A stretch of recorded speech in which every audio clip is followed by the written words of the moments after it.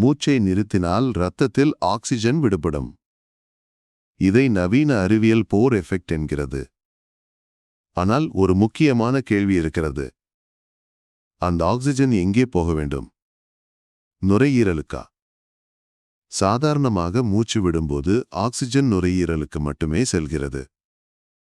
ஆனால் சித்தர்கள் சொல்கிறார்கள், உடலிலேயே ஒரு இயற்கையான கேட் வால்வு இருக்கிறது என்று. அந்த வால்வை திறந்தால் ஆக்சிஜன் எங்கே மனம் செல்கிறதோ அங்கே செல்லும் என்று. அது என்ன? எங்கே இருக்கிறது? எப்படி வேலை செய்கிறது? இன்று அதை பார்ப்போம். வணக்கம், குவாண்டம் சித்தர். முதலில் ஒரு உண்மையை புரிந்து கொள்வோம். சாதாரணமாக நீங்கள் மூச்சு விடும்போது காற்று எங்கே செல்கிறது? நாசி வழியாக உள்ளே நுழைகிறது. தொண்டை வழியாக கீழே இறங்குகிறது. மூச்சுக்குழாய் வழியாக நுரையீரலை அடைகிறது. அவ்வளவுதான் ஆகும். நுரையீரல் மட்டுமே ஆகும். மூளைக்கு நேரடியாக காற்று செல்வது இல்லை. இதயத்திற்கு நேரடியாக காற்று செல்வது இல்லை. மனம் எந்த இடத்தை நோக்கி செலுத்த நினைத்தாலும் சாதாரண மூச்சில் அது நடக்காது. இதையே காகபுஜண்டர் மிக தெளிவாகச் சொல்கிறார். ஓகுமிந்த யோகிபலன் வீணேயாகும் என்கிறார். யோகம் செய்தாலும் சரியான வழியில் மூச்சை செலுத்தவில்லை என்றால் பலன் கிடைக்காது, வீணேயாகும் என்கிறார். ஏன்? காரணம் மூச்சின் போக்கு ஆகும். சாதாரண மூச்சில் காற்று எப்படி போகிறது என்பதில் ஒரு பெரிய பிரச்சனை ஒளிந்து இருக்கிறது. அந்த பிரச்சனையை நவீன அறிவியல் மூலம் புரிந்து கொள்வோம். ஃப்ளூயிட் டைனமிக்ஸ் என்ற அறிவியலில் காற்றின் ஓட்டம் 2 வகைப்படும். முதல் வகை டர்புலன்ட் ஃப்ளோ ஆகும். அதாவது கொந்தளிப்பான ஓட்டமாகும். காற்று சுழன்று மோதி எல்லா திசையிலும் சிதறிச் செல்லும். இது சாதாரண மூச்சாகும். நீங்கள் இப்போது சாதாரணமாக மூச்சு விடுகிறீர்கள். அந்த காற்று உங்கள் தொண்டைக்குள் சுழன்று போகிறது. மோதிக்கொண்டு நுரையீரலை அடைகிறது. அதனால் ஒரே திசையில் குவிந்து செல்ல முடிவது இல்லை. இரண்டாவது வகை லேமினார் ஃப்ளோ ஆகும்.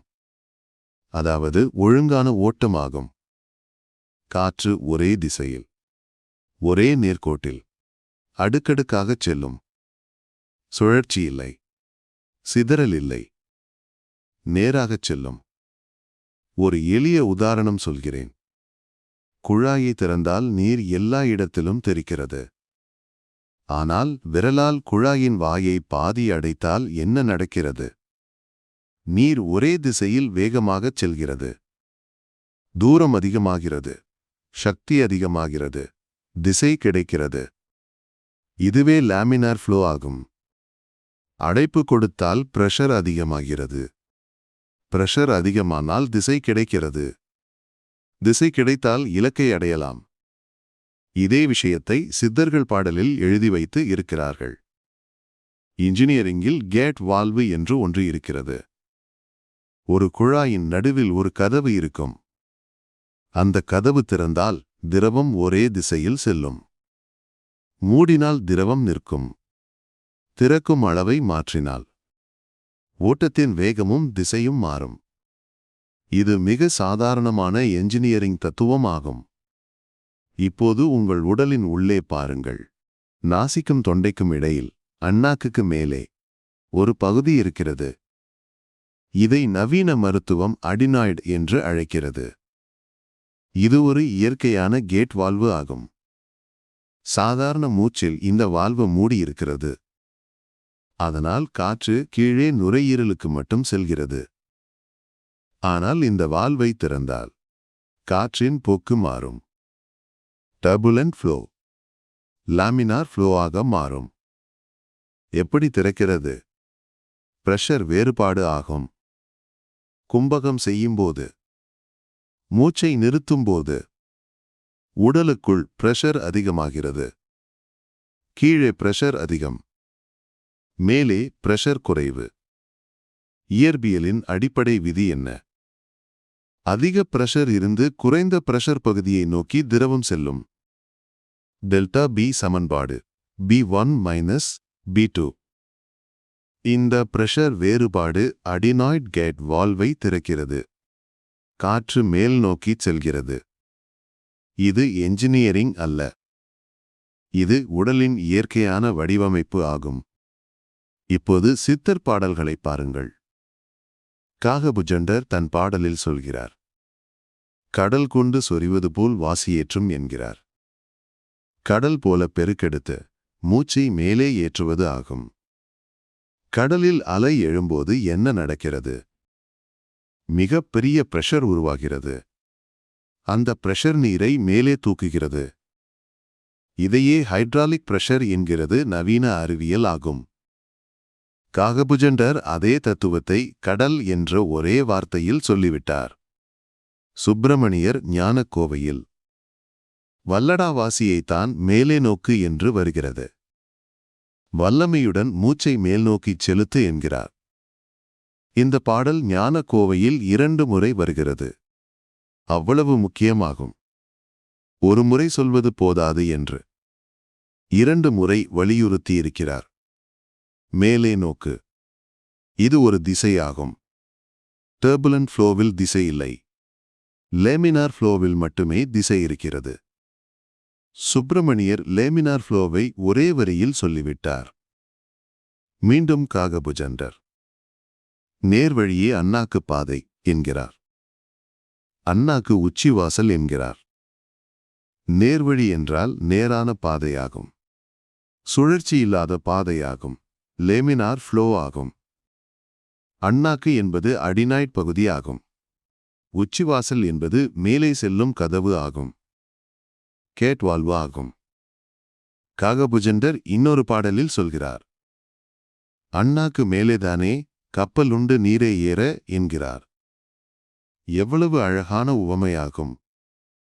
கப்பல் நீரில் மிதப்பது போல் மூச்சு மேலே எழும்புவது ஆகும். நீர் அதிகமானால் கப்பல் மேலே எழும்பும். அதேபோல பிரஷர் அதிகமானால் மூச்சு மேலே செல்லும். இதை நவீன அறிவியல் ஹைட்ராலிக் லிஃப்ட் என்று அழைக்கிறது. காகபுஜண்டர் கப்பல் என்ற ஒரே உவமையில் சொல்லிவிட்டார். இப்போது முழு படத்தையும் பாருங்கள். படி 1 கும்பகம் ஆகும். மூச்சை நிறுத்தும்போது கார்பன் டை ஆக்சைடு அதிகமாகிறது. 4 எஃபெக்ட் செயல்படுகிறது. ஆக்சிஜன் விடுபடுகிறது. இது 4 எஃபெக்ட் ஆகும். படி 2 பிரஷர் உருவாகிறது. கும்பகத்தின் போது உடலுக்குள் பிரஷர் அதிகமாகிறது. கடல் கொண்டு சொரிவது போல் என்று காகபுஜண்டர் சொன்ன பிரஷர் ஆகும். படி 3 கேட் வால்வு திறக்கிறது. அடினாய்ட் பகுதியில் இருக்கும் இயற்கையான கேட் வால்வு பிரஷர் வேறுபாட்டால் திறக்கிறது. அண்ணாக்கு உச்சிவாசல் என்று காகபுஜண்டர் சொன்ன அந்த வாசல் ஆகும். படி 4 ஓட்டம் மேல் நோக்கி செல்கிறது. டர்புலன்ட் ஃப்ளோ லேமினார் ஃப்ளோ ஆக மாறுகிறது. வாசியைத்தான் மேலே நோக்கு என்று சுப்பிரமணியர் சொன்னது இது ஆகும். எங்கே மனம் செல்கிறதோ அங்கே ஆக்சிஜன் செல்கிறது. வாசி எங்க போகுதோ அங்கதான் மனசு நிற்கும். மனசு எங்க நிக்குதோ அங்கதான் வாசி போகும். இது சித்தர்களின் அடிப்படை சூத்திரம் ஆகும். இப்போது ஒரு ஒப்பீடு பாருங்கள். சாதாரண தியானத்தில் மூச்சு சுதந்திரமாக விடப்படுகிறது. காற்று டர்புலன்ட் ஃப்ளோவில் செல்கிறது. நுரையீரலுக்கு மட்டும் செல்கிறது. கேட் வால்வு மூடியிருக்கிறது. மனம் அமைதியாகலாம். ஆனால் உடல் மட்டத்தில் பெரிய மாற்றம் நடப்பது இல்லை. வாசி யோகத்தில் கும்பகம் செய்யப்படுகிறது. காற்று லேமினார் ஃப்ளோவில் செல்கிறது. கேட் வால்வு திறக்கிறது. எங்கே மனம் செலுத்துகிறோமோ அங்கே ஆக்சிஜன் சென்று சேருகிறது. இதனால் யோகி பலன் வீணேயாகும் என்று காகபுஜண்டர் எச்சரித்தது ஆகும். சரியான வழி தெரியாமல் செய்தால் பலன் இல்லை. சுப்பிரமணியர் இதை ஒரு அழகான உவமையில் சொல்கிறார். தாமடா வாசி என்ற குதிரை ஏறி என்கிறார். மூச்சு ஒரு குதிரையாகும்.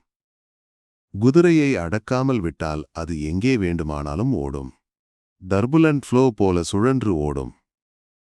ஆனால் குதிரையை அடக்கினால், கட்டுப்படுத்தினால் நீங்கள் செல்ல வேண்டிய இடத்திற்கு அது உங்களை அழைத்துச் செல்லும். லேமினார் ஃப்ளோ போல நேராகச் செல்லும். குதிரை ஏரி என்று சொல்கிறார். ஏரி அடக்கு, கட்டுப்படுத்து, திசை கொடு என்கிறார்.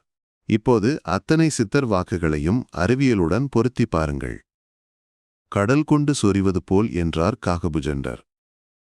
இது ஹைட்ராலிக் பிரஷர் ஆகும். வாசியேற்றும் என்றார். இது ஃபோர்ஸ்ட் அப்வர்ட் ஃப்ளோ ஆகும். மேலே நோக்கு என்றார் சுப்பிரமணியர். இது லேமினார் ஃப்ளோ டைரக்ஷன் ஆகும். அண்ணாக்கு உச்சிவாசல் என்றார் காகபுஜண்டர். இது கேட் வால்வு ஆகும். கப்பல் உண்டு நீரே ஏற என்றார். இது ஹைட்ராலிக் லிஃப்ட் ஆகும். குதிரை ஏரி என்றார் சுப்பிரமணியர். இது கண்ட்ரோல் ஃப்ளோ ஆகும். யோகி பலன் வீணேயாகும் என்றார் காகபுஜண்டர். இது டர்புலன்ட் ஃப்ளோவில் பலன் இல்லை என்பது ஆகும். ஒவ்வொரு பாடலும் ஒரு அறிவியல் தத்துவத்தை அப்படியே சொல்கிறது. இது கவிதை அல்ல. இது என்ஜினியரிங் மேனுவல் ஆகும். இன்று கேட் வால்வை புரிந்து கொண்டோம். அது எங்கே இருக்கிறது, எப்படி திறக்கிறது, ஏன் முக்கியம் என்று தெரிந்து கொண்டோம். ஆனால் ஒரு கேள்வி இன்னும் மிச்சமாகும். கேட் வால்வு திறந்து மேலே சென்ற பிறகு அங்கே என்ன நடக்கிறது? சித்தர்கள் அமிர்தம் என்று ஒன்றை பற்றி சொல்கிறார்கள்.